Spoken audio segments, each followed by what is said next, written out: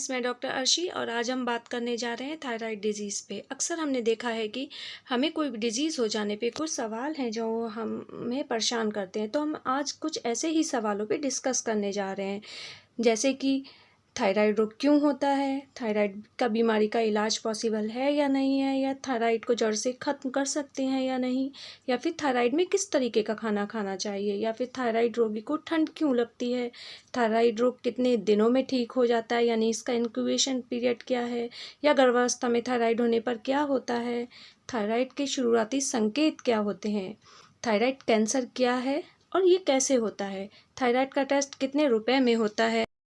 तो चलिए अब हम जानते हैं थायराइड क्या होता है। थायराइड एक तितली के आकार की ग्रंथि है जो गर्दन में श्वास नली के सामने मौजूद होती है। थायराइड शरीर की एक ग्रंथि होती है जिसके बढ़ने से शरीर में तमाम प्रकार की समस्याएं उत्पन्न हो जाती हैं। ये ग्रंथियां मनुष्य द्वारा किए गए भोजन को ऊर्जा में बदलने का कार्य करती हैं।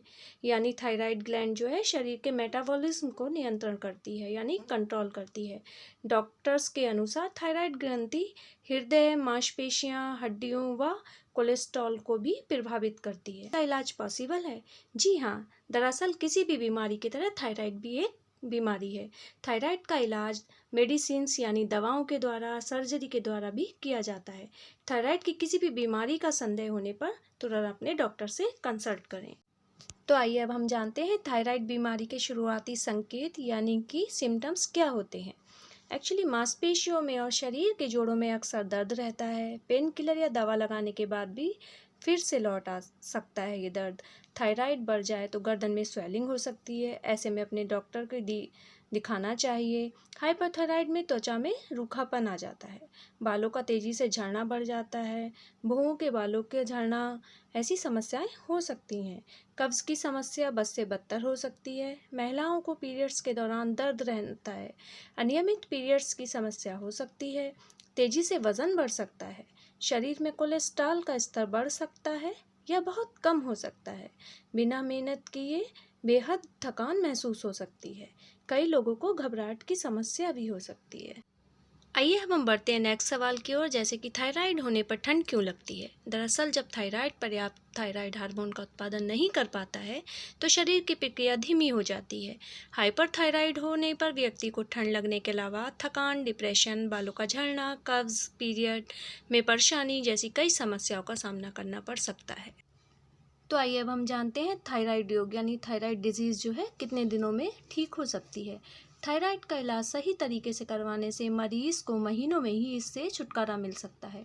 थायराइड का उपचार रोगी की स्थिति पे यानी कंडीशन पे डिपेंड करता है, क्योंकि कुछ लोगों को डेली मेडिसिन लेने की सलाह दी जाती है और कुछ लोगों को थायराइड से उबरने में मदद करने के लिए कुछ टेस्ट करा यानी परीक्षण कराने होते हैं। उसके आधार पर ही उनका ट्रीटमेंट डिसाइड किया जाता है। तो आइए अब हम जानते हैं गर्भावस्था यानी प्रेगनेंसी में थायराइड होने पर क्या होता है। गर्भावस्था में थायराइड की समस्या होने पर कई जोखिम भी आ सकते हैं, जैसे कि थायराइड ग्रंथि के असामान्य हार्मोन के कारण बच्चे के मानसिक और शारीरिक विकास में समस्याएं उत्पन्न होती हैं। इसके अलावा समय से पहले बच्चे का जन्म हो सकता है या फिर मां का बार बार गर्भपात हो सकता है। इस प्रकार थायराइड परीक्षण आमतौर पर गर्भाधान से पहले और गर्भावस्था के दौरान भी किए जाते हैं। यदि किसी को गर्भावस्था के दौरान थायराइड रोग का पता चलता है तो ये आमतौर पर बहुत बड़ी समस्या नहीं होती। कई दवाएं हैं जो गर्भावस्था के दौरान उपयोग के लिए सुरक्षित हैं। यदि अधिक निश्चित उपचार की आवश्यकता होती है तो प्रसव तक केवल सुरक्षित दवाएं दी जाती हैं, जिसके बाद माँ और बच्चा दोनों सेफ रहते हैं। आइए अब हम जानते हैं थायराइड रोग का घरेलू इलाज क्या होता है या होम रेमेडीज़ क्या होती हैं, जो हम घरेलू नुस्खों के तौर पे यूज़ कर सकते हैं। दरअसल आयुर्वेद के अनुसार मुलैठी का यूज़ करें।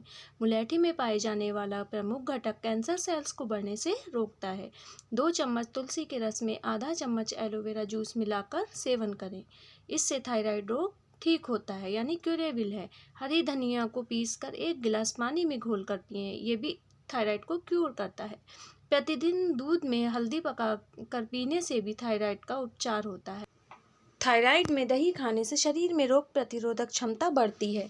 मुलैठी में ऐसे पोषक तत्व पाए जाते हैं जो थायराइड ग्रंथि को संतुलित करने में मदद करता है और थकान को मिटाता है।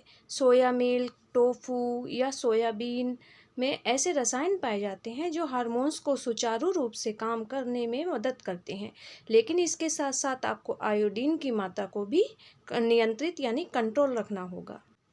आइए अब हम जानते हैं नॉर्मल थायराइड कितना होता है। वयस्कों में इसका सामान्य स्तर 0.4 से 5 मिली इंटरनेशनल यूनिट्स प्रति लीटर होता है। यदि खून में TSH का स्तर ज़्यादा बढ़ जाता है तो अंडर एक्टिव थायराइड हो सकता है। अब हम बात करते हैं कि थायराइड का टेस्ट कितने रुपए में होता है। थायराइड परीक्षण की लागत आमतौर पर TSH, T3, T4 के पैरामीटर पर डिपेंड करती है। ये लगभग 300 से 500 रुपये हो सकती है, लेकिन कुछ स्थानों पर ये कम या ज़्यादा भी हो सकती है। ये डिपेंड करती है किस लैब का क्या चार्जेस है। आइए अब हम जानते हैं कि थायराइड में किस तरीके का भोजन करना चाहिए। थायराइड के मरीज को आयोडीन युक्त भोजन करना चाहिए। आयोडीन थायराइड ग्रंथि के दुष्प्रभाव को कम करता है। मछली में आमतौर पर ज़्यादा मात्रा में आयोडीन पाया जाता है। वैसे तो मछलियों में आयोडीन पाया ही जाता है, लेकिन समुद्री मछलियों में ज़्यादा मात्रा में आयोडीन होता है। डेयरी प्रोडक्ट्स जैसे दूध, दही पर्याप्त मात्रा में लें। विटामिन, मिनरल्स, कैल्शियम और अन्य पोषक तत्व भी जो कि थायराइड की डिजीज़ में लेना चाहिए।